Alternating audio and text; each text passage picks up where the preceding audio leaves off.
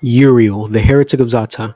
He was released in the recent Old Peace update, and with the release of a new Warframe also comes builds and build ideas. And that is exactly what I have to present to you guys today.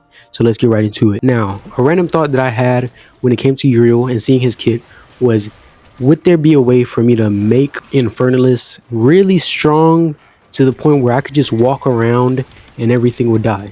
So I tested it and I figured that you can't do that because the radius in which enemies are affected by his first ability is incredibly small even when you mod for max range. So that kind of was out of the window.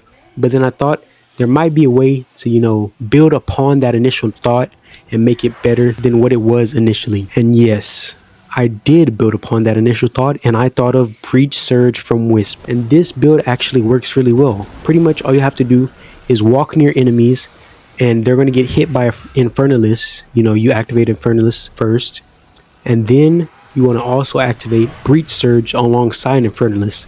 So as you're walking near enemies, they're getting hit by your first ability, which causes Breach Surge to activate, and the little thingies go and hit everything. You know exactly what I mean if you know how Breach Surge works. And honestly, it works pretty well because you don't really have to put a huge amount of effort into shooting anything or killing anything unless you're going against acolytes. And then you actually have to bring a somewhat decent weapon so you can take care of the acolytes a little bit, because this build doesn't really deal with them super duper well. It can deal damage because you also have his fourth ability, which adds on to all of the damage that you already have, and that actually makes it really strong. You have a bunch of damage going on. So the build isn't the greatest, but it works well for my playstyle, which is just chill, not super high effort, and it's something that's kind of fun. So this is the build right here. If you have any constructive criticism of how I can make this build better, or better yet, if you have any builds that you made by yourself that are unique, share them in the comments. And that's all I got for today,